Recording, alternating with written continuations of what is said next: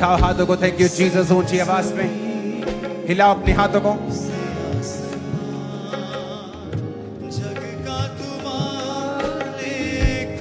हिलाओ हाथों को, थैंक यू जीसस। और गैर भाषाओं में प्रार्थना करेंगे ऊंची आवाज में,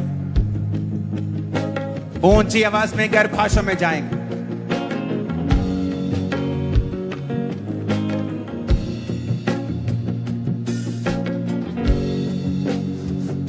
गैर भाषाओं में ऊंची आवाज में, अन्य ಭಾಷೆಯಲ್ಲಿ ನಾವೆಲ್ಲರೂ ಗಟ್ಟಿಯಾಗಿ ಮಾತಾಡಿಕೊಳ್ಳೋಣ। गैर भाषाओं में ऊंची आवाज में प्रार्थना करेंगे सब जन।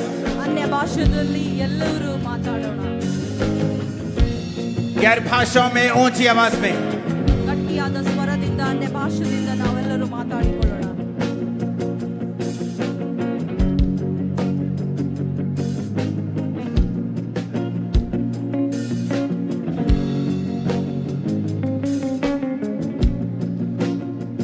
अपने हाथों को उठा के गैर भाषाओं में ऊंची आवाज में, ಕೈಗಳನ್ನು ಮೇಲೆ ಎತ್ತಿ ಗಟ್ಟಿಯಾದ अन्य ಭಾಷೆಯಿಂದ ನಾವೆಲ್ಲರೂ ಮಾತಾಡಿಕೊಳ್ಳೋಣ।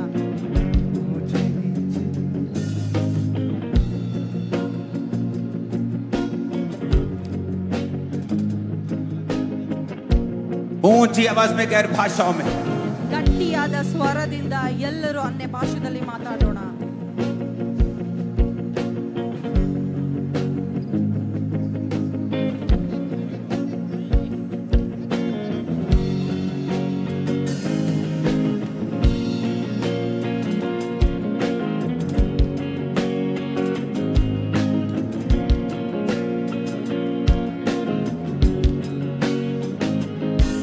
Thank you Jesus, thank you Jesus. ದೇವರಿಗೆ ಕೃತಜ್ಞತೆ ಸಲ್ಲಿಸೋಣ। आज तेरा वचन खुदावन ಇವತ್ತು ನಿನ್ನ ವಾಕ್ಯ इनके हृदयों को छेदे और तेरे वचन के जरिए आज ये बचाए जाएं और उद्धार पाएं। ನಿನ್ನ ವಾಕ್ಯದಿಂದ ನಾವೆಲ್ಲರೂ ಬಚಾಯಿಸಲ್ಪಡಬೇಕು ಮತ್ತೆ ಉದ್ಧಾರ तेरे ಪಡೆಯಬೇಕು। वचन के जरिए ನಿನ್ನ ವಾಕ್ಯ ಮುಖಾಂತರ ये चंगे हो जाएं। ಪ್ರತಿಯೊಬ್ಬರು ಬಿಡುಗಡೆ ಹೊಂದಲಿ।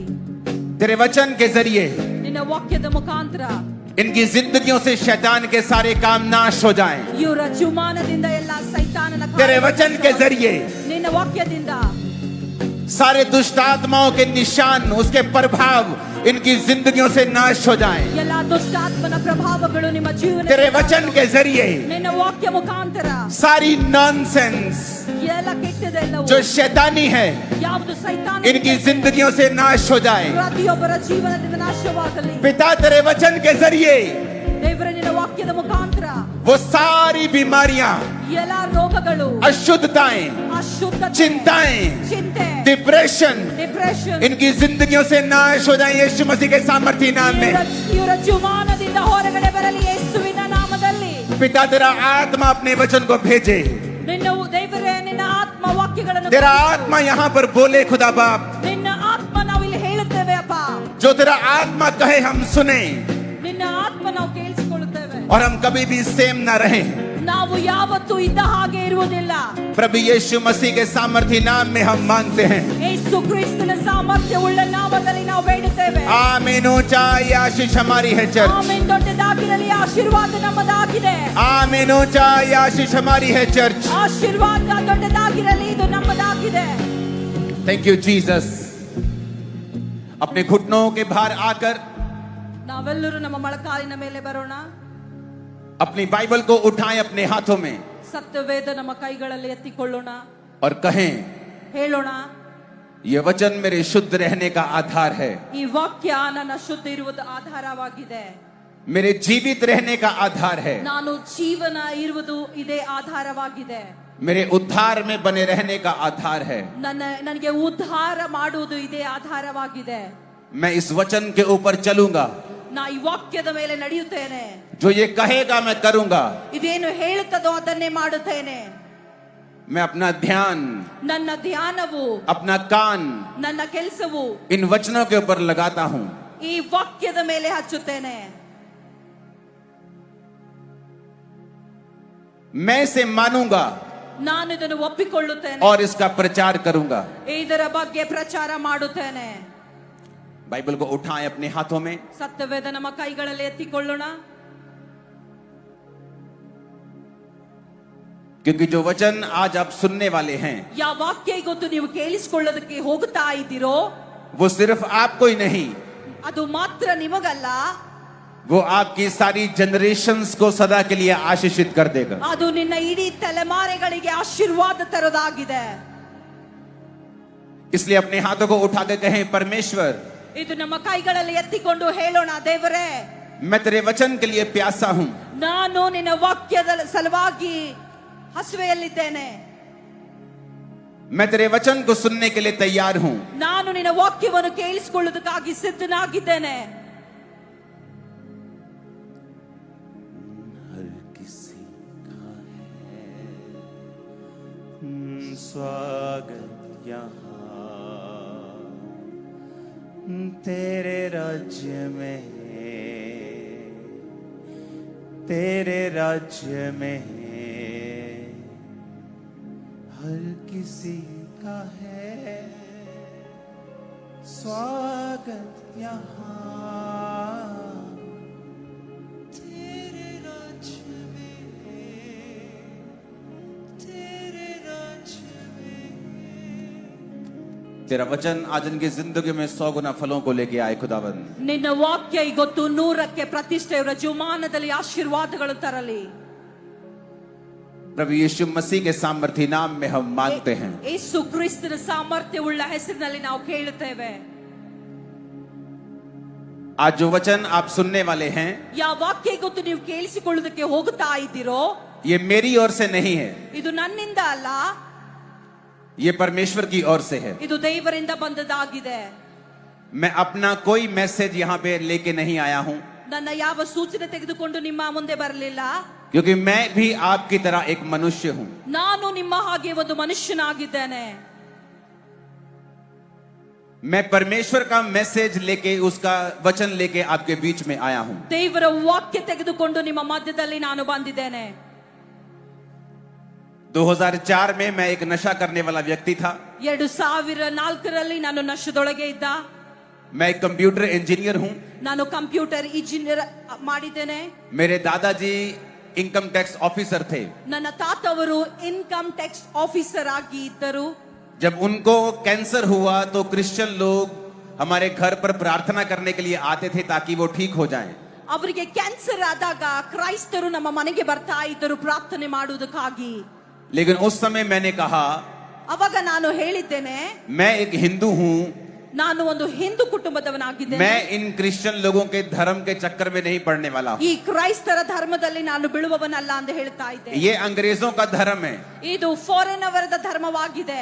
अंग्रेज चले गए और भारत के 2 टुकड़े कर गए और अब अपना धर्म भी यहाँ छोड़ गए ताकि अब हम लड़ते मरते रहें।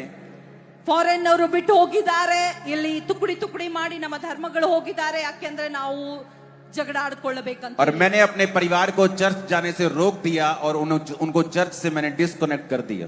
ನನ್ನ ಕುಟುಂಬಕ್ಕೆ ದೇವರ ಆಲಯಕ್ಕೆ ಹೋಗುವುದು ನಿಲ್ಲಿಸಿದ್ದೇನೆ, ಬೇಡವೆಂದು ಹೇಳಿದ್ದೇನೆ। और मैं नहीं जानता था ನನಗೆ ಗೊತ್ತಿರಲಿಲ್ಲ कि प्रभु यीशु मसीह इस दुनिया में धर्म को स्थापित करने नहीं आए थे। ಯೇಸು ಕ್ರಿಸ್ತನು ಈ ಜಗತ್ತಿಗೆ ಬಂದದ್ದು ಧರ್ಮಗಳನ್ನು ಸ್ಥಾಪನೆ ಮಾಡುವುದಕ್ಕಾಗಿ ಅಲ್ಲ, वो धार्मिकता को स्थापित करने के लिए आए ಅವನು थे। ಧಾರ್ಮಿಕತಾ ಸಲುವಾಗಿ ದೇವರು ಇಲ್ಲಿ ಬಂದಿದ್ದಾರೆ। वो नया धर्म बनाने के लिए नहीं आए थे। ಹೊಸ ಧರ್ಮಗಳನ್ನು ಉತ್ಪನ್ನ ಮಾಡುವುದಕ್ಕೆ ಆತನು ಬರಲಿಲ್ಲ। लेकिन मुझे इस बात का पता नहीं था, ಇದು ನನಗೆ ಗೊತ್ತಿರಲಿಲ್ಲ। और इस बात का मुझे मालूम ना होने के कारण मैंने उनका विरोध किया और कुछ ही महीनों के बाद मुझे मेंटली अपसेट के दौरे पड़ने लगे और मैं डिप्रेशन में चला गया। ನನಗೆ ಇದು ಗೊತ್ತಿರಲಿಲ್ಲ, ವಿರುದ್ಧವಾಗಿ ಹೇಳ್ತಾ ಇದ್ದೆ ಕ್ರೈಸ್ತರಿಗಾಗಿ। ಸ್ವಲ್ಪ ದಿನದ ನಂತರ ನಾನು ಡಿಪ್ರೆಷನ್ ಅಲ್ಲಿ ಹೋಗ್ತಾ ಇದ್ದೆ।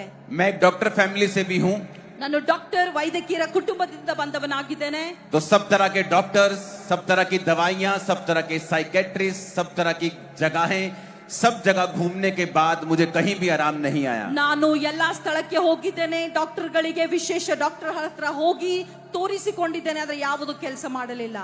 और जब कहीं आराम नहीं आया मैंने नशे का सहारा लिया और मैं नशे की ओवरडोज लेने लगा ताकि मैं कम पीड़ा में रहूं और मेरा दौरा जो है मुझे कम पड़े और मैं नशे में रहकर अपना जीवन बिताने लगा। ನಾನು ಎಲ್ಲಿ ಹೋದಾಗ್ಯೂ ನನಗೆ ಕಡಿಮೆ ಆಗ್ತಿರ್ಲಿಲ್ಲ।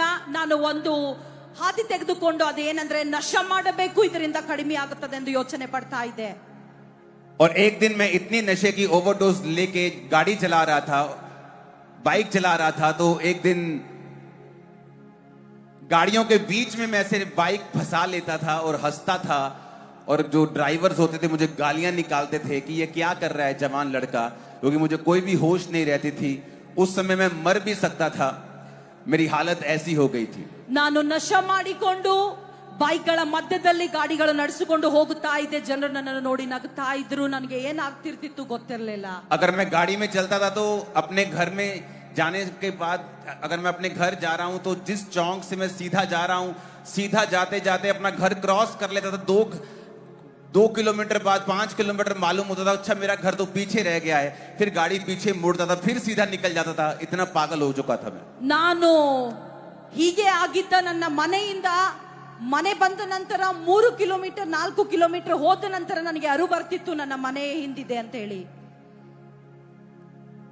और एक दिन जब मैंने फैसला कर लिया कि मैं सुसाइड करके मर जाऊंगा, एक हिंदू कपल जोड़ा मेरे घर में आया और उसी सिस्टर ने उसको कहा कि जा और उसी घर में जाके प्रचार कर जिसको मैंने तुम्हें बोला था, क्योंकि परमेश्वर का आत्मा मुझसे कह रहा है कि उस घर में परमेश्वर काम करेगा। ಒಂದು ಹಿಂದೂ ಕುಟುಂಬದವರು ನನಗೆ ಹೇಳಿದ್ರು, ಇಲ್ಲಿ ಹೋಗಿ ಕುಟುಂಬದಲ್ಲಿ ಹೋಗಿ ಪ್ರಾರ್ಥನೆ ಮಾಡುವುದಕ್ಕಾಗಿ ಮಾಡಿರಿ ಅಂತ ಹೇಳಿ ಒಂದು ಕುಟುಂಬದವರು ನನಗೆ ಹೇಳಿದ್ದಾರೆ, ಈ ಸ್ಥಳಕ್ಕೆ ನೀನು ಹೋಗಬೇಕು, ಪ್ರಾರ್ಥನೆ ಮಾಡಿಕೊಳ್ಳಬೇಕು ಅಂತ ಹೇಳಿ. अब ये टेस्टिमनी मैं थोड़ी सी कंटिन्यू हिंदी में दूंगा, आप सुनिए, उसके बाद आप ट्रांसलेशन सुनना। तो जब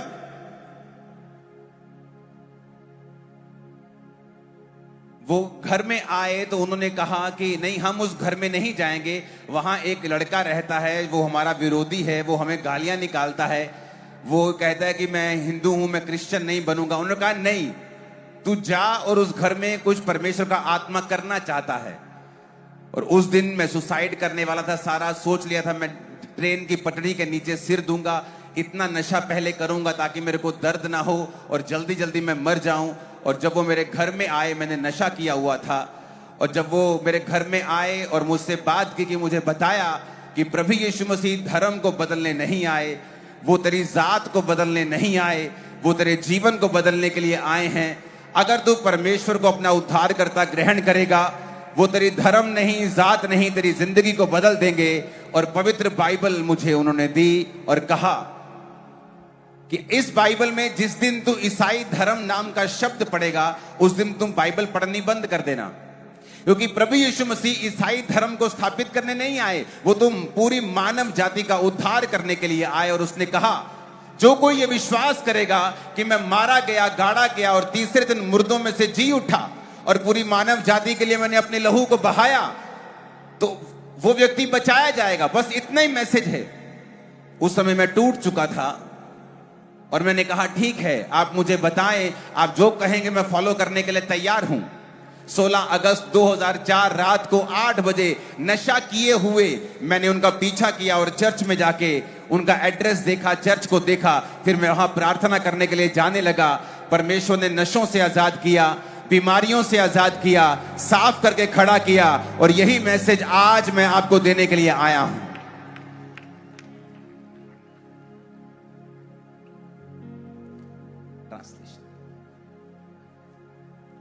हालेलुया, हालेलूया. आप में से कितने लोग हैं जो हिंदी नहीं समझते हैं? हाथों को हिलाएं। ಇದರಲ್ಲಿ ಎಷ್ಟು ಜನ ಇದ್ದೀರಿ ನಿಮಗೆ ಹಿಂದಿ हिंदी नहीं समझ ತಿಳಿಯೋದಿಲ್ಲ? आती है। ಕೈ ಮೇಲೆತ್ತಿ. सभी को आती है समझ, बहुत थोड़े हैं, 1-2%। ओके, बीच बीच में हम ट्रांसलेशन भी करेंगे। तो आज जो मैसेज मैं आपको देने के लिए आया हूं, ಯಾವ ವಾಕ್ಯ ನಿಮಗೆ ಕೊಡುವುದಕ್ಕಾಗಿ वो ಬಂದಿದೆ बहुत ही इंपॉर्टेंट है। ಅದು ಬಹಳ ಪ್ರಾಮುಖ್ಯವಾಗಿದೆ. परमेश्वर ने जब इंसान को बनाया, ದೇವರು ಯಾವಾಗ ಮನುಷ್ಯನಿಗೆ ಮಾಡಿದಾನೋ, उसने छठे दिन बनाया ಅವನು 6ನೇ ದಿವಸ ಮಾಡಿದಾನೆ. और सब कुछ पहले बनाया। ಎಲ್ಲವೂ ಮೊದಲು ಮಾಡಿದಾನೆ. सूर्य को, चंद्रमा को, तारागणों को, ಸೂರ್ಯ ಚಂದ್ರ ತಾರೆಗಳು ಇವೆಲ್ಲ ಮಾಡಿದಾನೆ. पेड़ को, जंतुओं को, मछलियों को, पक्षियों को, ಗಿಡ ಮರಗಳು ಪಕ್ಷಿಗಳು ಇವೆಲ್ಲ ಮಾಡಿದಾನೆ. और परमेश्वर ने कहा एवरीथिंग इज सो गुड, ದೇವರು ಹೇಳಿದ್ದಾರೆ ಎಲ್ಲವೂ ಅದ್ಭುತವಾಗಿದೆ, एवरीथिंग इज सो परफेक्ट। ಎಲ್ಲವೂ ಪರಿಪೂರ್ಣವಾಗಿದೆ. इतना परफेक्ट बनाया ಇಷ್ಟು ಪರಿಪೂರ್ಣ ಮಾಡಿದಾನೆ. कि अगर धरती अगर पृथ्वी ಈ ಭೂಮಿಯಲ್ಲಿ सूर्य से 10 किलोमीटर दूर हो, ಸೂರ್ಯದಿಂದ 10 ಕಿಲೋಮೀಟರ್ 10% अगर और दूर हो, 10% ಇನ್ನ ದೂರ ಇದ್ರೆ तब भी हम जी नहीं पाएंगे। ನಾವು ಅವಾಗ ಸಹ ಬದುಕೋದಕ್ಕೆ अगर ಸಾಧ್ಯವಿಲ್ಲ 10% नजदीक हो जाएं, 10% तब भी हम जी नहीं पाएंगे। ಅವಾಗೂ ನಾವು उसने ಜೀವಿಸೋದಕ್ಕೆ ಆಗೋದಿಲ್ಲ. परफेक्ट बनाया सब कुछ, क्योंकि वो परफेक्ट परमेश्वर है। ಆತನು ಪರಿಪೂರ್ಣನಾಗಿ ಮಾಡಿದ್ದಾನೆ, ಯಾಕೆಂದ್ರೆ ಅವನು ಪರಿಪೂರ್ಣನಾಗಿದ್ದಾನೆ. आप में से एक भी जन यहाँ नहीं होगा ನಿಮ್ಮಲ್ಲಿ ಯಾರೂ ಹೀಗೆ ಇಲ್ಲ जो ये कहे ಇದು ಹೇಳುದು, कि मेरे बच्चों को मैं पैदा कर रहा हूँ ನನ್ನ ಮಕ್ಕಳಿಗೆ ನಾನು ಹುಟ್ಟಿಸ್ತಾ ताकि ಇದ್ದೇನೆ. जब ये बड़े हों तो खूब सारा संघर्ष करें, ಯಾವಾಗ ಅವರು ಬೆಳೀತಾರೆ ಅವರು ಕಷ್ಟ ಪಡಬೇಕು, खूब बीमार रहें, ಅವರು ರೋಗದಲ್ಲಿರಬೇಕು, इनके बच्चे ना हों, ಇವರ ಮಕ್ಕಳಿರದೆ ये हॉस्पिटल के धक्के खाएं, ಇವರು गरीब रहें, दुखी रहें, ಇವರು ದುಃಖದಲ್ಲಿರುವುದಕ್ಕಾಗಿ, डिप्रेशन में रहें। ಡಿಪ್ರೆಷನ್ ಅಲ್ಲಿ ಇರೋದಕ್ಕಾಗಿ आप में से एक भी जन ऐसा नहीं होगा ಯಾರು ನಾವು ಬಯಸುವುದಿಲ್ಲ ಈ ರೀತಿ. जो अपने पैदा हुए बच्चों के लिए ये सोचे, ಯಾರು ತನ್ನ ಮಕ್ಕಳ ಬಗ್ಗೆ ಈ ರೀತಿ जो पैदा नहीं हुए उनके लिए भी ये सोचे। आप में से एक भी ऐसा नहीं होगा। ಯಾರಿಗೆ ಹುಟ್ಟಿಲ್ಲ ಅವರು ಸಹ ಈ ರೀತಿ उसी तरह जब परमेश्वर ने आपको बनाया, ಯಾವಾಗ ದೇವರು ನಿನ್ನನ್ನು ಉಂಟು उसने ಮಾಡಿದನು, आपके लिए परफेक्ट लाइफ को सोचा। ನಿನಗಾಗಿ ಪರಿಪೂರ್ಣ ಜೀವನವನ್ನು ದೇವರು ಯೋಚನೆ उसमें ಮಾಡಿದ್ದಾನೆ. बीमारियां नहीं थी, ಆತನು ರೋಗ ಕೊಡಲಿಲ್ಲ, उसमें तकलीफ नहीं थी, ಕಷ್ಟಗಳು ಕೊಡಲಿಲ್ಲ, डिप्रेशन नहीं था, ಡಿಪ್ರೆಷನ್ ಕೊಡಲಿಲ್ಲ, श्राप नहीं थे, ಶಾಪ ಕೊಡಲಿಲ್ಲ, अकेलापन नहीं था, ಒಂಟಿ ಜೀವನ ಇರಲಿಲ್ಲ, रोग नहीं थे, ರೋಗ ಇರಲಿಲ್ಲ, उसमें वो कुछ नहीं था जो आज दुनिया फेस कर रही है। ಅಲ್ಲಿ ಏನು ಇರಲಿಲ್ಲ. ಈ ಜೀವಮಾನದಲ್ಲಿ ನೀವು ಕಷ್ಟ ಪಡ್ತಾ ಇದ್ದೀರಿ. पर वचन कहता है ಆದ್ರೆ ವಾಕ್ಯ ಹೇಳ್ತಾ ಇದೆ, जब आदम और हवा ने पाप किया, ಯಾವಾಗ ಆದ ಮತ್ತೆ ಹವ್ವಳ ಪಾಪ ಮಾಡಿದ್ರು, जो परमेश्वर ने कहा था उसके विरुद्ध किया, ದೇವರು ಹೇಳಿದ್ದಾರೆ ಅವರು ವಿರುದ್ಧವಾಗಿ ಮಾಡಿದ್ದಾರೆ. तब इस दुनिया में बीमारियां आई, ಆವಾಗ ಈ तकलीफें आई, ಕಷ್ಟಗಳು ಬಂದವು, डिप्रेशन आया, ಡಿಪ್ರೆಷನ್ ಬಂತು, हर वो चीज आई ಅವೆಲ್ಲ ಬಂದವು जो परमेश्वर ने हमारे लिए तैयार नहीं की थी। ಯಾವುದು ದೇವರಿಂದ ಮಾಡಲ್ಪಟ್ಟಿಲ್ಲೋ ಅವೆಲ್ಲ ಬಂದವು. अगर आप ನೀವೇನಾದ್ರೂ इंसान होकर ಮನುಷ್ಯನಾಗಿ अपने बच्चों के लिए बुरा नहीं सोच सकते हैं, ನಿನ್ನ ಮಕ್ಕಳಿಗಾಗಿ ಕೆಟ್ಟದ್ದು ಬಯಸುವುದಿಲ್ಲ, अगर आपके 2 बच्चे हैं, ನಿಮ್ಗೆ 2 आप ಮಕ್ಕಳಿವೆ, नहीं कहते ನೀವು एक ಹೇಳೋದಿಲ್ಲ बच्चा संघर्ष करेगा ಒಂದು ಮಗನು ಕಷ್ಟ और मैं ಪಡ್ತಾನೆ, चाहता हूं कि एक बच्चा सफल हो जाए। ಒಬ್ಬನು ಸಫಲತೆ ಕಡೆ आपके चाहे ಹೋಗಬೇಕು. 7 बच्चे हों, ನಿಮ್ಗೆ 7 आप कहते हैं ಮಕ್ಕಳಿವೆ, सातों सुखी रहें, 7 जನ ಸುಖದಲ್ಲಿ सातों सफल रहें। 7 ಸಕ್ಸಸ್ ಆಗಿರಬೇಕು. चाहे परमेश्वर के लाखों बच्चे हों, करोड़ों हों, ದೇವರಿಗೆ ಎಷ್ಟೇ वो ಕರುಣೆ, नहीं चाहता है कि एक संघर्ष करे और एक कामयाब हो। ಆತನು ಬಯಸುವವನಲ್ಲ ಒಬ್ಬನು वो चाहता है हम सब ब्लेस्ड रहें, ಅವನು ಯೋಚನೆ ಪಡ್ತಾನೆ आशीषित रहें, ಬ್ಲೆಸ್ಡ್ ಆಗಿರಬೇಕು, चंगे रहें, ಅದ್ಭುತವಾಗಿ शैतान से आजाद रहें, ಸೈತಾನ ಬಂದ डिप्रेशन से फ्री रहें। ಡಿಪ್ರೆಷನ್ ಇಂದ ಫ್ರೀ ಆಗಿರಬೇಕು. लेकिन आज जब हम दुनिया में देखते हैं, ಇವಾಗ ನಾವು ಜಗತ್ತಿನಲ್ಲಿ इस समय ನೋಡುತ್ತೇವೆ डिप्रेशन अपनी हाईएस्ट स्टेज के ऊपर है। ಈ ಡಿಪ್ರೆಷನ್ ಎಲ್ಲಕ್ಕಿಂತ ಎತ್ತರ ಮಟ್ಟದಲ್ಲಿ ಬೆಳೆದಿದೆ. सोशल मीडिया ने जो आपको एंजाइटी दी है वो पहले इस दुनिया ने, इस हिस्ट्री ने, इस पृथ्वी ने कभी नहीं देखी थी। ಈ ಸೋಷಿಯಲ್ ಮೀಡಿಯಾ ಯಾವುದು ನಿಮಗೆ ಕೊಡ್ತಾ ಇದೆ, ಮೊದಲು ಈ ರೀತಿ सोशल मीडिया ब्लेसिंग भी है, क्योंकि आज सोशल मीडिया के जरिए परमेश्वर का वचन फैल रहा है। ಈ ಒಂದು ಸೋಷಿಯಲ್ ಮೀಡಿಯಾ ಮುಖಾಂತರ ಇದು ಒಂದು ಬ್ಲೆಸ್ಸಿಂಗ್ ಸಹ ಇದೆ, ಯಾಕೆಂದ್ರೆ ದೇವರ ಸುಸಮಾಚಾರ. लेकिन ये अलग तरह की एंजाइटी भी लेके आया है, ಬೇರೆ ಬೇರೆ ತರದ ಚಿಂತೆಗಳು, ರೋಗಗಳು ತಂದಿದೆ, बीमारियां भी लेके आया है, ರೋಗಗಳು ತಂದಿದೆ, मिस इंफॉर्मेशन भी लेके आया है। ಆ ಇನ್ಫಾರ್ಮೇಶನ್ ಯಾವುದೆಲ್ಲ ಬೇಕಾಗಿಲ್ಲ ಅವೆಲ್ಲ ತೆಗೆದುಕೊಂಡು जो ತಂದಿದೆ. डिप्रेशन अब दुनिया फेस कर रही है, ऐसा पहले कभी फेस नहीं किया था। ಇವತ್ತು ಜಗತ್ತಿನಲ್ಲಿ ಯಾವ ಡಿಪ್ರೆಷನ್ ನಲ್ಲಿ ಹೋಗುತ್ತಾ ಇದ್ದಾರೆ, ಮೊದಲು ಈ ರೀತಿ ಆಗಿರಲಿಲ್ಲ. लेकिन परमेश्वर ने ऐसा नहीं सोचा था। ದೇವರು ಈ ರೀತಿಯಾಗಿ ಯೋಚನೆ ಪಡಲಿಲ್ಲ. उसने कहा जब मैंने इंसान को बनाया तो मैंने उसके लिए परफेक्ट लाइफ बनाई थी। ಯಾವಾಗ ಮನುಷ್ಯನಿಗೆ ನಾನು ಮಾಡಿದ್ದೇನೋ ಪರಿಪೂರ್ಣ ಜೀವನವನ್ನು ಮಾಡಿದ್ದೇನೆ. ये शैतान चाहता था कि हम ऐसी लाइफ जिए जो दुखों से भरी हुई हो। ಸೈತಾನನು ಬಯಸ್ತಾ ಇದ್ದನು ನಾವು ಈ ಜೀವನ ಕಳಿಬೇಕು ದುಃಖದಲ್ಲಿರುವುದು. परमेश्वर नहीं चाहता था, ದೇವರು ಬಯಸ್ತಾ ಇಲ್ಲ. उसकी इच्छा नहीं थी हम दुख भोगें। ಆತನ ಇಚ್ಛೆಗಳು ಈ ರೀತಿ ಆಗಿಲ್ಲ ನಾವು ದುಃಖದಲ್ಲಿರುವುದು. आमीन। ಆಮೆನ್. अभी हमें क्या करना है? ಇವಾಗ ನಮ್ಗೆ ಏನ್ ಮಾಡಬೇಕಾಗಿದೆ? अपने पड़ोसी से बोलो अब मुझे क्या करना है। ನಮ್ಮ ಅಕ್ಕಪಕ್ಕದವರಿಗೆ ಹೇಳೋಣ, ಇವಾಗ ನಾನು ಏನ್ ಮಾಡಬೇಕು? बोलो मुझे वही जाना है ನನಗೆ ಅಲ್ಲಿಗೆ ಹೋಗೋದಿದೆ जहां परमेश्वर ने हमें बनाया था, ದೇವರು ಎಲ್ಲಿ ನಮಗಾಗಿ ಮಾಡಿದ್ದಾನೋ उसकी हजूरी में हमें जाना है। ಆತನ ಉಪಸ್ಥಿತಿಯಲ್ಲಿ ನಮಗೆ ಹೋಗಬೇಕಾಗಿದೆ. वचन कहता है ವಾಕ್ಯ ಹೇಳ್ತಾ ಇದೆ कि जब एक विधवा औरत ಆ ಒಂದು ವಿಧವೆ ಸ್ತ್ರೀ उसका एक लौता बेटा मर जाता है। ಯಾವಾಗ ಅವಳಿಗೆ ಒಬ್ಬನು ಮಗನು ತೀರಿಕೊಂಡು ಹೋಗುತ್ತಾನೆ, क्या आपको लगता है ये परमेश्वर की योजना थी ನಿಮಗೆ ಅನಿಸ್ತದೆ ಇದು ದೇವರ ಯೋಜನೆ ಆಗಿದೆಯಾ? कि किसी विधवा औरत का जिसका पहले ही पति नहीं है उसका एक लौता बेटा भी मर जाए? ವಿಧವೆ ಸ್ತ್ರೀಯ ಗಂಡನು ಇಲ್ಲ ಇದ್ದಂತ ಒಬ್ಬ ಮಗನು ಸಾಯುವುದಕ್ಕೆ ನಾವು ಬಯಸ್ತೇವಾ? आपको लगता है ऐसा?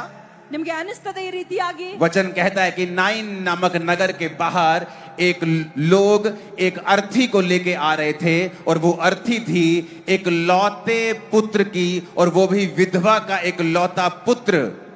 ये एक नॉनसेंस थी कि जिस एक लौते पुत्र को अपनी माताजी को संभालना था, वही एक लौते पुत्र की अर्थी को वो माता लेके आ रही है। और ये मैं बात आपको बताना चाहता हूं, ऐसी कोई भी नॉनसेंस परमेश्वर की ओर से नहीं है। ನಾಯಿನ್ ಎಂಬ ಸ್ಥಳದಿಂದ ಒಂದು ಹೆತ್ತ ಮಗನಿಗೆ ಆ ಒಂದು ಬಗಲ್ ಮೇಲೆ ತೆಗೆದುಕೊಂಡು ತರ್ತಾ ಇದ್ದಾರೆ ಆ ಸಮಾಧಿಗೆ, ಆದ್ರೆ ಇದು ದೇವರ ಇಚ್ಛೆವಲ್ಲ, ಇದು ಬೇರೆ ಇಚ್ಛೆವಾಗಿದೆ।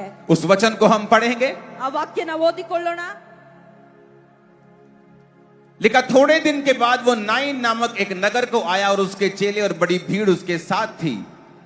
और एक नगर के फाटक के पास जब वो पहुंचे तो लोग एक मुर्दे को बाहर लेकर जा रहे थे जो अपनी मां का एक लौता पुत्र था। वो विधवा थी और नगर के बहुत से लोग उसके साथ थे। उसे देखकर प्रभु को तरस आया और उसने कहा मत रो, क्योंकि ये एक नॉनसेंस थी कि जिस एक लौते पुत्र को माता को संभालना था, क्योंकि उसका पति भी उसके सिर पे नहीं था, अब उसकी अर्थी को वही मां उस नगर के बाहर लेके आ रही है।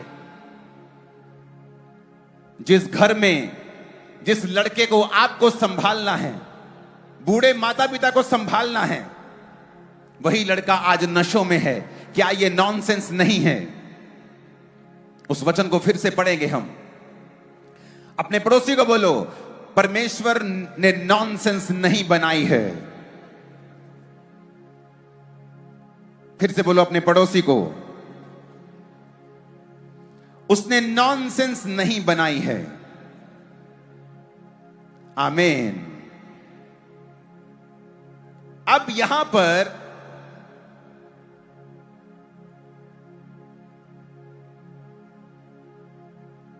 एक पत्नी खूबसूरत है, अच्छी है, भली है, लेकिन उसका पति दूसरी औरत के साथ है। ये एक नॉनसेंस है और ये परमेश्वर की ओर से नहीं है। एक आदमी टैलेंटेड है, लेकिन वो दूसरे थोड़े टैलेंटेड लोगों को अपने से ज्यादा कामयाब देखता है और कम अच्छे लोगों को अपने से ऊपर देखता है। ये एक नॉनसेंस है और परमेश्वर की ओर से नहीं है। एक जवान जिसने अपने परिवार को संभालना है,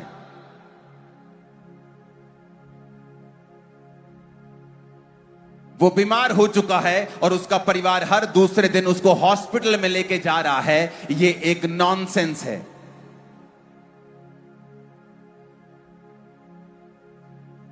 वो नशे करने वाला व्यक्ति जिसने परिवार को संभालना था, पत्नी को संभालना था, उसकी पत्नी अब उसी पति को बार बार नाली के गड्ढों से इकट्ठा करती है क्योंकि वो शराबी हो चुका है। ये एक नॉनसेंस है और सारी नॉनसेंस का जो करता है वो शैतान है।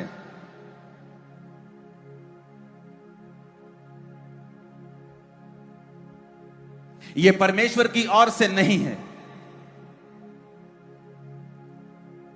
जब पढ़ाई करने के बाद मेरा अपने परिवार को सपोर्ट करने का टाइम था, उस समय मैं डिप्रेशन में चला गया, मैं सुसाइड करने में चला गया, नशों में चला गया। ये क्या है? एक नॉनसेंस है। और वचन एक बात हमें कहता है कि परमेश्वर इसीलिए धरती के ऊपर आए हैं कि सब प्रकार की नॉनसेंस को हमारी जिंदगियों से खत्म करें। हम इस वचन को अपनी स्क्रीन के ऊपर फिर से देखेंगे। अपने पड़ोसी को बोलो, परमेश्वर इसलिए आए कि सारी नॉनसेंस हमारी जिंदगियों से खत्म हो जाए। फिर से बोलो, परमेश्वर इसलिए आए कि हमारी जिंदगियों से सारी नॉनसेंस खत्म हो जाए। पहला यूहन्ना 3 उसकी 8 आयत को हम पढ़ेंगे। जो कोई पाप करता है वो शैतान की ओर से है, क्योंकि शैतान आरंभ से ही पाप करता आया है। परमेश्वर का पुत्र इसलिए प्रकट हुआ कि वो शैतान के कामों का नाश करे। वचन कहता है परमेश्वर का पुत्र इसलिए आया कि नए धर्म को स्थापित कर सके, नहीं। कहता परमेश्वर का पुत्र इसलिए आया कि शैतान के कामों का नाश कर सके।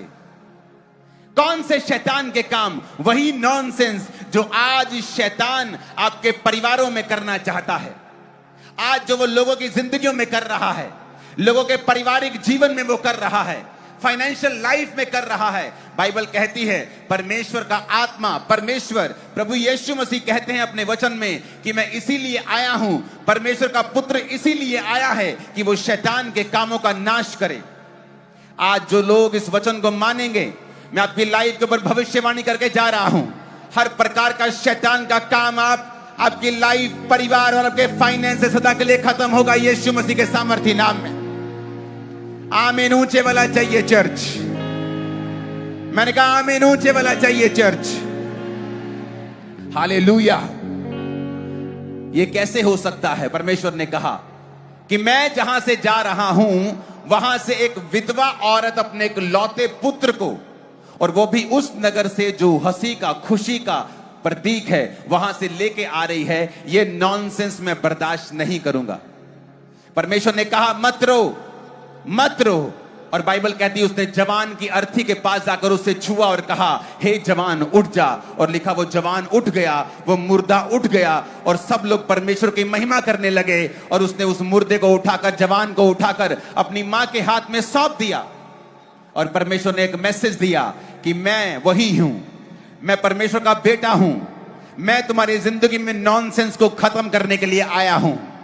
वो तुम्हारे परिवार में हो, तुम्हारे फाइनेंस में हो, तुम्हारी जिंदगी में हो, तुम्हारे जीवन में किसी भी हिस्से में हो, अगर तुम विश्वास करते हो कि यहोवा पिता ने एक लौते अपने बेटे को भेजा, वो मेरे लिए मारा गया, गाड़ा गया और तीसरे दिन मुर्दों में से जी उठा, तो तुम्हारी जिंदगी में से हर प्रकार के शैतान के कामों को वो नाश कर देगा। आपने स्कूलों कॉलेजों के बाहर क्रॉस को देखा होगा और आपने कहा होगा ये ईसाइयत की निशानी है, ये ईसाई लोगों का स्कूल है, ये ईसाई लोगों का चर्च है। वो क्रॉस ईसाइयत की निशानी नहीं है। वो क्रॉस उन अपराधियों को दी जाती थी जो सबसे गहरे अपराधी होते थे, सबसे बड़े अपराधी होते थे, और उनको वो सबसे शर्मनाक मौत उस क्रॉस के ऊपर दी जाती थी। प्रभु यीशु मसीह का वचन कहता है कि वो उस क्रॉस की मृत्यु के लायक नहीं था, क्योंकि उसमें एक भी गुनाह नहीं था। जिस राजा ने प्रभु यीशु मसीह को क्रॉस की मृत्यु दी, उसने कहा तेरे खिलाफ कोई भी सबूत नहीं है, अगर तू अपने मुंह से कह दे तो मैं तुझे ये क्रॉस की मौत नहीं दूंगा और तुझसे वापस ले लूंगा। प्रभु यीशु मसीह ने कहा ये क्रॉस की मृत्यु मैं खुद चुनता हूं, मैं अपने लोगों के लिए इस अनादर को सहूंगा, इस नॉनसेंस को सहूंगा, ताकि मेरे लोग अनादर से, नॉनसेंस से और शैतान के सारे बंधनों से बाहर आ सकें। और वचन कहता है यीशु ने उस क्रूस की मृत्यु को सहा। वो क्रूस जो अपराधियों को दिया जाता था, परमेश्वर ने उस क्रूस की मृत्यु को सहकर वो मारा गया और गाड़ा गया और तीसरे दिन मुर्दों में से जी उठा। क्रिश्चियनिटी कन्वर्जन का नाम नहीं है। उसका मतलब है कि आप विश्वास करते हैं कि परमेश्वर ने जो दुनिया को परफेक्ट और लाइफ को परफेक्ट बनाया था, और इंसान ने पाप के कारण उस परफेक्शन को खो दिया, और जो खो दिया था उसी को वापस दिलवाने के लिए पिता ने अपने बेटे प्रभु यीशु मसीह को भेजा। और आज जो कोई व्यक्ति प्रभु यीशु मसीह को अपना उद्धार करता ग्रहण करता है, परमेश्वर उसकी जिंदगी में फिर से सारी नॉनसेंस को खत्म करते हैं।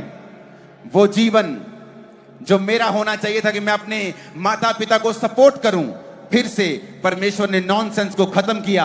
आज मैं अपने परिवार को और मेरी पत्नी अपने परिवार को सपोर्ट कर रही है, हम उनको अच्छे से संभाल रहे हैं, क्योंकि वो नॉनसेंस खत्म हो गई। जो मैं नशा करता था वो खत्म हो गया। जवान होकर भी मैं बीमार था, वो बीमारी खत्म हो गई, क्योंकि परमेश्वर, बाइबल कहती है, शैतान के कामों का नाश करने के लिए आया। जब एक जवान औरत गर्भ का फल ना होने के कारण शर्मिंदगी को सहती है और प्रभु से कहती है ऐसा क्यों हुआ, जबकि वचन ये कहता कि परमेश्वर ने आदम और हवा को जब बनाया तो उनसे कहा be fruitful and be multiply. ये परमेश्वर की परफेक्ट इच्छा थी एक जोड़े के लिए कि वो फलदायक हों और बहुत बढ़ें। लेकिन आज जब बच्चा नहीं होता है तो ये परमेश्वर की मर्जी नहीं है। परमेश्वर चाहता है कि आप फलदार हों, आप फल लाएं, आपके गर्भ फलदार हों, आपके बिजनेस फल लाएं। और इसीलिए जब आप प्रभु यीशु मसीह को ग्रहण करते हैं और परमेश्वर के सम्मुख जाते हैं और आप परमेश्वर को बोलते हैं कि प्रभु मैं तेरी ओर आया हूं, अब मुझे समझ आ गई है कि तू इस धरती के ऊपर धर्म को बदलने के लिए नहीं आया, बल्कि मेरी जिंदगी की नॉनसेंस को खत्म करने के लिए आया है। तो मेरे दुखों को खत्म करने के लिए आया है, मेरी लाइफ को परफेक्ट बनाने के लिए आया है।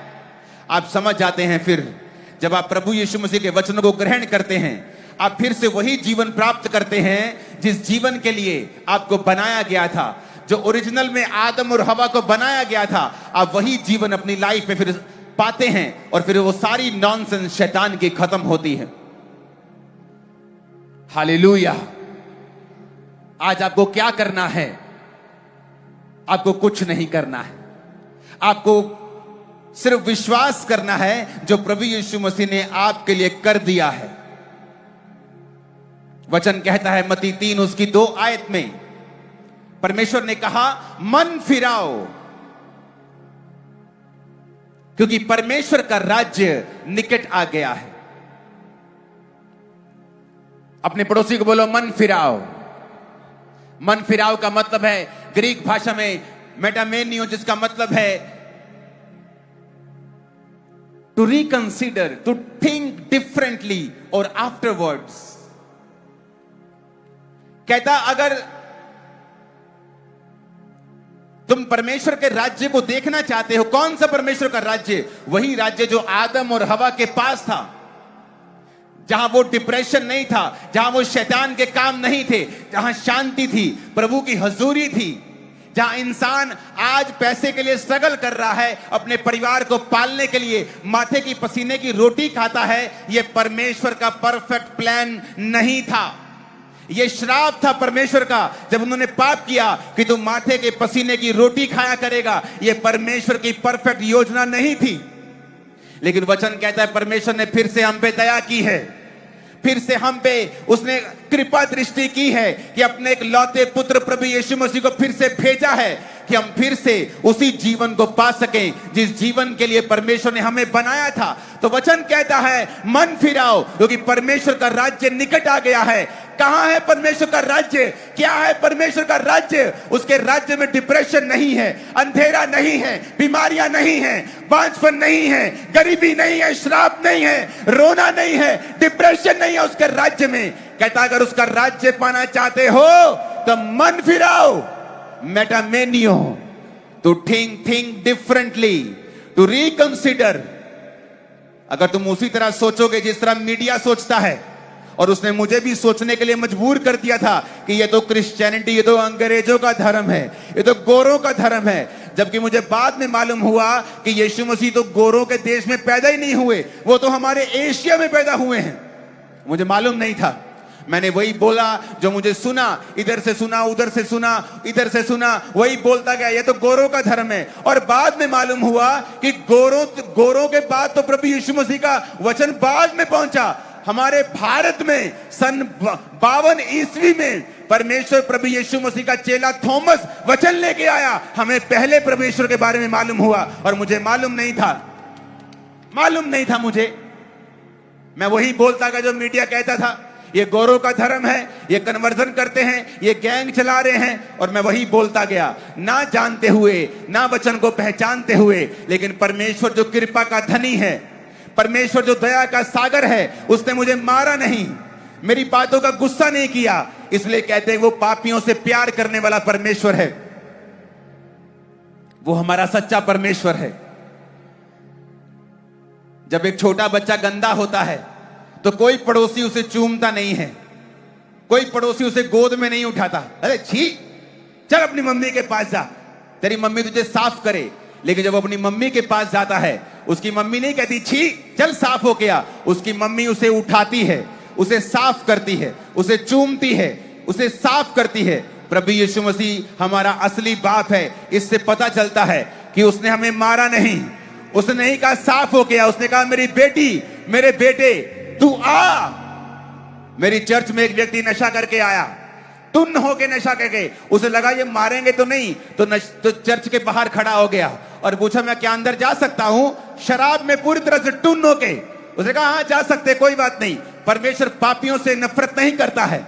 वो चर्च में आया, परमेश्वर के वचन ने उसे छुआ, रोज 1.5 बोतल शराब पीता था, एक ही संडे में शराब छोड़ गया और परमेश्वर ने उसे हील कर दिया। क्योंकि परमेश्वर आपका असली बाप है, वो आपको साफ करता है, वो आपको मारता नहीं है, वो आपको गंदा नहीं छोड़ता है, किसी के सहारे नहीं छोड़ता है। साफ हो गया ऐसा नहीं बोलता है, वो कहता है आ मैं तुझे साफ करूंगा, आ मैं तुझे आशीषित करूंगा, आ मुझ पे विश्वास कर, मैं तुम्हें चंगा भी करूंगा और आजाद भी करूंगा। हालेलुया। आपका हालेलुया आज सारे स्टेट में गूंजना चाहिए। Hallelujah, hallelujah. क्या आप तैयार हैं परमेश्वर के वचन को ग्रहण करने के लिए? उसने क्या कहा? क्या उसकी बातें मुश्किल हैं? कहता सिर्फ विश्वास कर। उसने नहीं कहा 50-50 हजार रुपए लेके आओ तब तुम्हें चंगाई मिलेगा, 1-1 लाख रुपए लेके आओ, अपना नाम बदलो, सब पीटर नाम रखो अपना, तब चंगाई मिलेगा।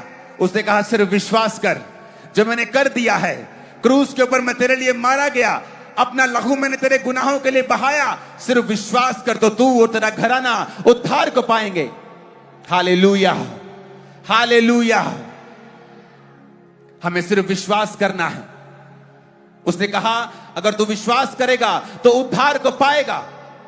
मैं तेरे जिंदगी की उस नॉनसेंस को खत्म कर दूंगा जो शैतान ने तेरी जिंदगी में दी है। अब हमें क्या करना है उस उद्धार को पाने के लिए? कहता मन फिराओ, मेटामेनियो, जिसका मतलब है थिंक डिफरेंटली। अगर तू उसी तरह से सोचेगा जिस तरह से तुझे मीडिया बुलाता है, जिस तरह तेरे पड़ोसी ने तुझे मिस इंफॉर्मेशन दी है, तुझे गलत गाइड किया है, अगर तू उसी तरह से सोचेगा तो परमेश्वर के उद्धार को खो देगा।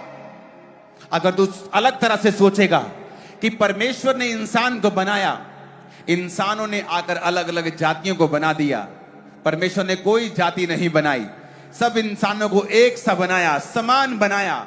हमने सब कुछ उथल पुथल, नीचा ऊंचा, इधर उधर सब गड़बड़ कर दिया हम लोगों ने। परमेश्वर ने ऐसा नहीं किया था। आप अपने एक बेटे को छोटा और दूसरे को ऊंचा नहीं करते हैं, आप सब बच्चों को समान रखते हैं। प्रभु ने भी समान बनाया, लेकिन हमने, इंसान ने धरती पर आकर सब कुछ उलट पुलट कर दिया। प्रभु यीशु मसीह उसी उलट पुलट चीज को ठीक करने के लिए आए हैं। इसीलिए बाइबल को गॉस्पल कहते हैं, गुड न्यूज कहते हैं। ये गुड न्यूज जब आपके घरों में जाती है, आपका फाइनेंस, आपकी लाइफ, आपकी वाइफ, आपका हस्बैंड, आपके बच्चे, आपकी सेहत, सब कुछ अच्छी तरह से परमेश्वर में चलने लगती है, और यही गुड न्यूज है। आमीन। आप विश्वास करेंगे आज जो मैं आपसे कहूंगा? कैसे उद्धार हुआ लोगों का? जब आप थिंक डिफरेंटली, जब आप अलग तरीके से सोचते हैं, जब आप सोचते हैं कि हाँ वाकई जो ये कह रहे हैं, जाइए बाइबल ले जाइए घरों में। आप यीशु मसीह को नहीं जानते, जाइए वचन पढ़िए, और जिस दिन आपको ईसाई धर्म नाम का शब्द मिले, बाइबल पढ़नी बंद कर दीजिए, क्योंकि प्रभु यीशु मसीह आपको चंगा करने के लिए, आपको यही बाइबल में मिलेगा। आपको ब्लेस करने के लिए आए, उद्धार देने के लिए आए, नया जीवन देने के लिए आए, आपकी नॉनसेंस को खत्म करने के लिए आए, जिस तरह उसने किया। बाइबल कहती है एक औरत जो लहू बहने की रोगन थी 12 साल से, सारा पैसा उसने उड़ा दिया, डॉक्टर्स के ऊपर, वैद्यों के ऊपर, सब पैसा उड़ा दिया, और फिर ठीक नहीं हुई। और जब उसे मालूम हुआ कि यहां से प्रभु यीशु मसीह आज गुजरेंगे, तो उसने देर नहीं की। आपको देर नहीं करनी है। अगर आपको आज मालूम होता है कि विश्वास करने से मैं उद्धार पाऊंगा, तो अगला काम आपका है कि पहला काम है विश्वास करना, और दूसरा काम है उस विश्वास के अनुसार कदमों को उठाना, प्रभु यीशु मसीह को अपना उद्धारकर्ता ग्रहण करना। और अगर आप अलग तरीके से नहीं सोचेंगे, हो मेरा रिश्तेदार क्या कहेगा, मेरी मम्मी पापा क्या कहेंगे, अगर आप इसी तरह से सोचेंगे आप उद्धार नहीं पा सकते हैं। मेरी फैमिली बोलती थी जब मैं मसीह में आया कि मत चर्च जा, तब मैं उनको रोकता था। एक समय था जब मैं प्रभु में चलने लगा तो फिर वो मुझे रोकने लगे, मत जा चर्च, नशे करने कर ले, चर्च में नहीं जाना है। ಅವರು ಹೇಳ್ತಾ ಇದ್ರು ನೀನು ನಶಾ ಮಾಡು ಆದ್ರೆ ಚರ್ಚಿಗೆ ಹೋಗಬೇಡ ಎಂದು ನನ್ನ ತಂದೆ लेकिन मैंने ठान लिया था कि मैं सिर्फ परमेश्वर के वचनों के ऊपर चलूंगा, अलग तरह से सोचूंगा, तभी उद्धार पाऊंगा। ನಾನು ನಿರ್ಧಾರ ತೆಗೆದುಕೊಂಡಿದ್ದೆ, ನಾನು ಚರ್ಚಿಗೆ ಹೋಗುತ್ತೇನೆ। आज मैं भी उद्धार पा चुका हूं और मेरा वो परिवार जो मुझे रोकता था वो भी उद्धार पा चुका है। ಇವತ್ತು ನಾನು ರಕ್ಷಣೆ ಹೊಂದಿದ್ದೇನೆ, ನನ್ನ ಕುಟುಂಬ ಸಹ ರಕ್ಷಣೆ ಹೊಂದಿದೆ। Hallelujah, hallelujah, hallelujah. उस औरत ने कहा मैं एक अशुद्ध औरत हूं, क्योंकि वो लहू बहने वाली रोगन थी। अगर वो इंसान को छूती तो पत्थर वाक कर दी जाती, इसलिए उसने कहा था मैं उसको छूंगी नहीं बल्कि उसके कपड़े के छोर को, धागे को छूंगी। ಆ ಸ್ತ್ರೀ ಹೇಳ್ತಾ ಇದ್ದಳು ಆ ಬಟ್ಟೆಗಳನ್ನೇ ನಾನು ಹಿಡಿತೀನಿ ಅಂತ ಹೇಳಿ। जक्कई जो चुंगी लेने वालों का सरदार था, एक टैक्स मास्टर था, टैक्स ऑफिसर था। जब उसको मालूम हुआ कि प्रभु यीशु मसीह आज यहां से गुजरेंगे तो उसने भी अलग तरह से सोचा। उसने ये नहीं सोचा मैं बड़ा ऑफिसर हूं, मैं तो कमांड करूंगा कि यीशु मसीह मेरे घर में आओ। उसने अलग सोचा, उसने कहा नहीं, मैं गूलर के पेड़ पे चढ़ गया। उसने बेइज्जती की परवाह नहीं की कि लोग क्या सोचेंगे, अरे भाई साहब इतना बड़ा ऑफिसर कहां चढ़ा पेड़ के ऊपर। वो नाटा था, लोग मजाक उड़ाएंगे, ए नाटे कहां चढ़ा है पेड़ के ऊपर। उसने कहा नहीं, आई विल थिंक डिफरेंटली। आज वो सोचने का समय नहीं है। यीशु मसीह जब आ गए हैं सामने तो अलग तरह से सोचना है अगर उद्धार पाना है। तो यीशु मसीह ने उसकी ओर देखा और कहा हे जक्कई नीचे आ जा, क्योंकि मैं तेरा एफर्ट देख चुका हूं, मैं तेरा प्रयत्न देख चुका हूं, तूने अलग तरह से सोचा है। अब तू और तेरा घराना उद्धार को पाएंगे। आज आप भी उद्धार पाएंगे। मैं स्पिरिट में देख रहा हूं आपका घराना भी उद्धार पाएगा। मैं स्पिरिट में देख रहा हूं आपका शरीर भी उद्धार पाएगा और बीमारियों से आजाद होगा। मैं स्पिरिट में देख रहा हूं आपका फाइनेंस भी आजाद होगा। यीशु मसीह के नाम में आमीन। ऊंचे वाला चाहिए church. Hallelujah, hallelujah. Think differently. ಬೇರೆಯಾಗಿ ಯೋಚನೆ ಮಾಡೋಣ। अपने पड़ोसी को बोलो अलग तरह से सोचना है। ಅಕ್ಕಪಕ್ಕದವರಿಗೆ ಹೇಳೋಣ ಬೇರೆಯಾಗಿ ಯೋಚನೆ ಮಾಡೋಣ। उसे कहा मैं पेड़ पे चढ़ जाऊंगा, ನಾನು ಗಿಡದ ಮೇಲೆ ಏರುತ್ತೇನೆ, देखी जाएगी। ಏನಾಗುತ್ತದೆ ನೋಡೋಣ। इज्जत की कोई परवाह नहीं, देखी जाएगी। ಮರ್ಯಾದೆ ಪರವಾಗಿಲ್ಲ। रिश्तेदार क्या सोचेंगे बाद में देखेंगे।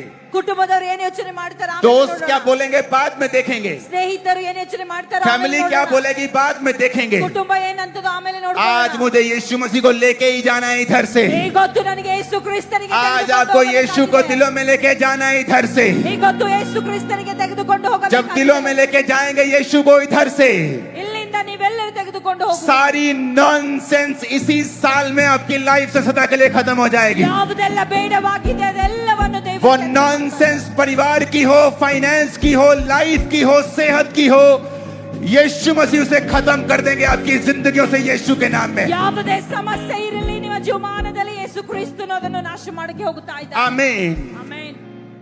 अपने पड़ोसी को बोलो मेरी बहन मेरे भाई अलग तरह से सोचना है। ಅಕ್ಕಪಕ್ಕದವರಿಗೆ ಹೇಳೋಣ ಬೇರೆಯಾಗಿ ಯೋಚನೆ ಮಾಡೋಣ। आमीन। अलग तरह से सोचना पड़ेगा। उस टैक्स ऑफिसर ने, इतना अमीर टैक्स ऑफिसर, इतना प्रभावी टैक्स ऑफिसर, ಇಂತ ದೊಡ್ಡ ಆಫೀಸರ್ गूलर के पेड़ पे चढ़ गया। ಅವನು ಮರದ ಮೇಲೆ ಏರುತ್ತಾನೆ। उसे मालूम था, ಅವನಿಗೆ ಗೊತ್ತಿತ್ತು,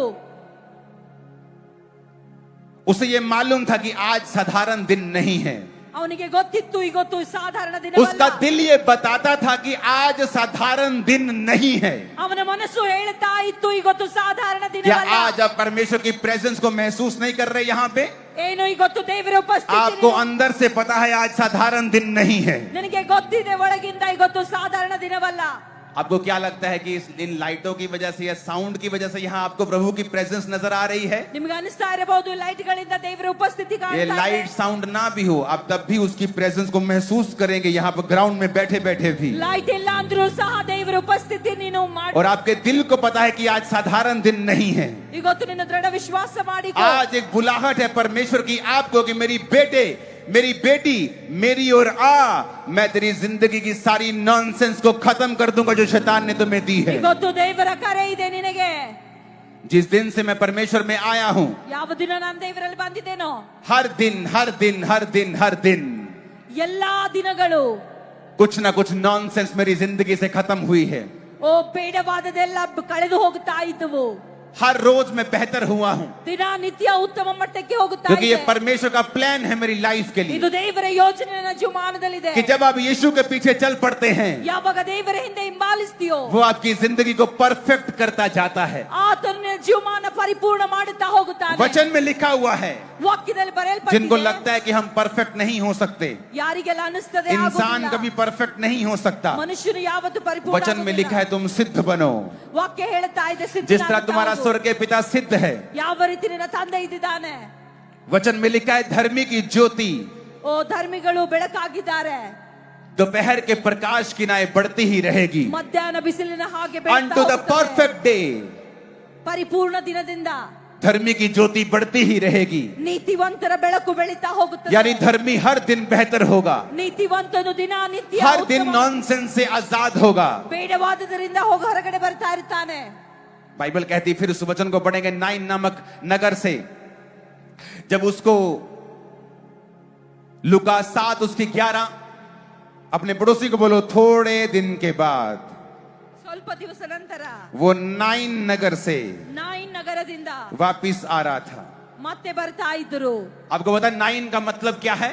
ನಾಯಿನ एक ಅರ್ಥ ಏನಾಗಿದೆ? एक खुशनुमा जगह। ಒಳ್ಳೆ ಸ್ಥಳದಿಂದ. नाइन मतलब खुशनुमा। इमेजिन करो, एक विधवा औरत अपने एक लौते पुत्र को कंधा देके लेके आ रही होगी, और वो भी उस नगर से जिसका नाम है खुशनुमा। क्या उस औरत के लिए कुछ भी खुशनुमा था उधर? उसका पति मर गया, उसका बच्चा इकलौता मर गया, क्या खुशनुमा था? जीसस ने उस नॉनसेंस को देखा। यीशु ने जब देखा वो रो रही है, तो यीशु रुके और कहा मत रो। और ये आपके लिए यीशु का प्लान है, मत रो, क्योंकि वो नॉनसेंस खत्म करने के लिए आ चुका है आपके बीच में। वो आपको कह रहा है मत रो, क्योंकि तेरा फाइनेंस आज के बाद सेम नहीं होगा इन जीसस नेम। वो कहता है, वो सबके लिए। एक कोढ़ी परमेश्वर के पास आया और कहता, प्रभु अगर तू चाहे तो मुझे शुद्ध कर सकता है। परमेश्वर ने कहा मैं चाहता हूं तू शुद्ध हो जा। उसे लगा कि परमेश्वर की शायद इच्छा नहीं है कि वो एक को चंगा करता है और दूसरे को नहीं। वचन कहता है वो सबको चंगा करना चाहता है, सबकी जिंदगी से नॉनसेंस खत्म करना चाहता है, सबकी जिंदगी से शैतान के कामों को खत्म करना चाहता है। नहीं तो वचन कैसे पूरा होगा फिर? वचन में तो लिखा है कि वो शैतान के कामों का नाश करने के लिए आया। परमेश्वर का पुत्र इसलिए प्रकट हुआ कि शैतान के कामों का नाश करे। पहला यूहन्ना 3:8। तो क्यों नहीं वो आपकी नॉनसेंस को जो शैतान ने दी है उसे खत्म करेगा? वो एक की करेगा, दूसरे की नहीं करेगा, ऐसा नहीं लिखा है। कहता वो शैतान के काम का नाश करेगा। जहां भी शैतान का काम होगा परमेश्वर उस काम को नाश करेगा। सबके कामों का, सबके जीवन में सब शैतान के कामों का वो नाश करेगा। और वचन कहता है जब वो नाइन नामक नगर से आया और वो विधवा एक लौते पुत्र को अर्थी देके बाहर आ रही है, और वो विधवा थी, नगर के बहुत से लोग उसको उसके साथ थे, और वो मुर्दे को बाहर लेके आ रहे थे जो अपनी मां का एक लौता था। तो जीसस ने लिखा लूका 7 उसकी 13 आयत में कि उसको देखकर प्रभु को तरस आया और उसने कहा मत रो। ये है जीसस का हार्ट। उसका दिल ऐसा है कि वो आपको रोता हुआ नहीं देख सकता। वो शैतान के कामों का नाश करना चाहता है। मैं उसके हृदय को देख पा रहा हूं। परमेश्वर का आत्मा जो यहां मौजूद है वो मुझे कह रहा है चीख चीख के कि आपके जीवन में परमेश्वर शैतान के कामों का नाश करना चाहता है पूरी तरह से। ನಮ್ಮೆಲ್ಲರ ಜೀವಮಾನದಿಂದ क्या आप उसे मौका देंगे? क्या आप विश्वास करेंगे? अलग तरह से सोचेंगे? क्या यीशु को अपना जीवन देंगे? वो आपसे पैसा नहीं चाहता, वो आपसे चाहता है कि आप अपना जीवन उसे दें और ये समझें कि परमेश्वर ने आपके लिए मूल्य को दिया है, लहू को बहाया है, कोड़ों को खाया है। आपको अलग सोचना है आज।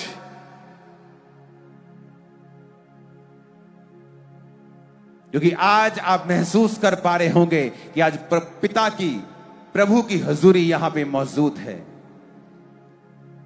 अपने हाथों को उठाएंगे,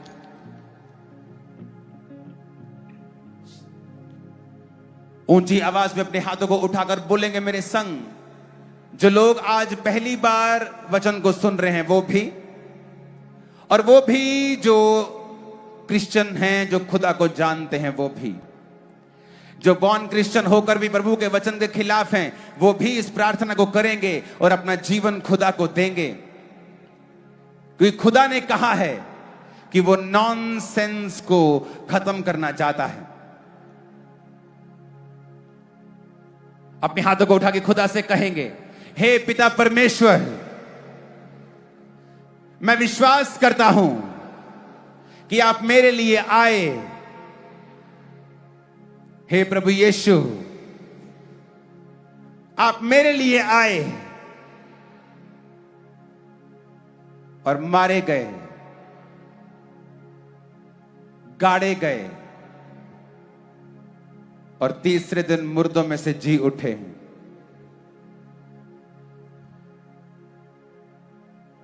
परमेश्वर खुद आया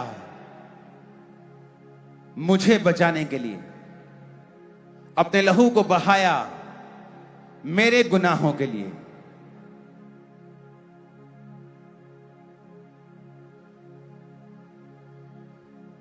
पिता, मैं विश्वास करता हूं, अपना जीवन आपको देता हूं। मेरे गुनाहों को क्षमा करें,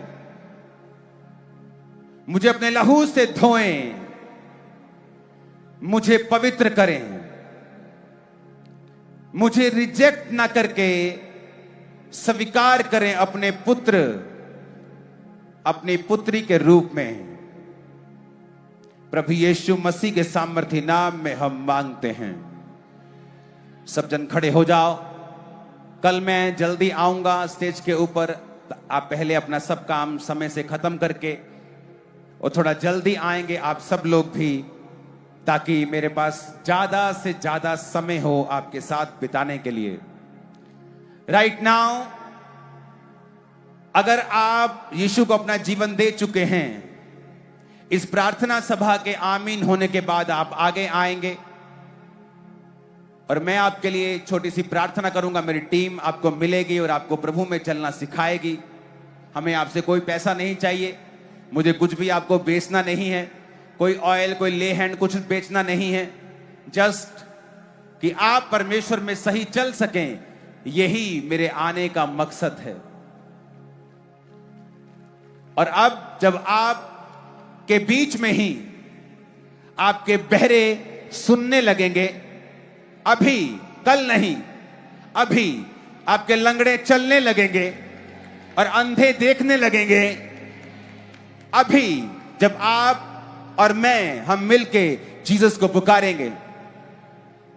आप जो भी हैं, आपको जो भी रोग है, जो भी बीमारी है, इस वर्शिप के दौरान आप इधर उधर ना देखकर अपने शरीर के ऊपर हाथ को रखकर आप जीसस को पुकारेंगे कि प्रभु, आज मैंने तुझे अपना उद्धारकर्ता ग्रहण किया है। इस बीमारी की नॉनसेंस को मेरी जिंदगी से खत्म कर दे। आप अपनी बीमारियों के लिए, तकलीफों के लिए अपने शरीर पर हाथ रखकर प्रार्थना करेंगे और परमेश्वर आज आपको छुएंगे और आपको आजाद कर देंगे। जितनी भी शैतान के बंधे हुए यहां पे हैं, परमेश्वर का आत्मा आपको आजाद करेगा। और दुष्ट आत्माओं के ग्रसित लोग, वचन कहता है कि उसने बहुत सी दुष्ट आत्माओं को निकाला और बहुत से रोगियों को चंगा किया। अपने हाथों को उठाकर हम प्रार्थना करेंगे और वर्शिप करेंगे, और उस दौरान मैं आपके लिए प्रार्थना करूंगा। परमेश्वर आपको छुएंगे और सब प्रकार के रोग, बीमारियां आपकी बॉडी को छोड़ के चली जाएंगी। उस समय जब परमेश्वर आपको छू रहा होगा, इस समय भी राइट नाउ आपके डिप्रेशन को खुदावंद टच कर रहा है। एक रसौली को मैंने एक बहन के ब्रेस्ट से निकलते हुए देखा है।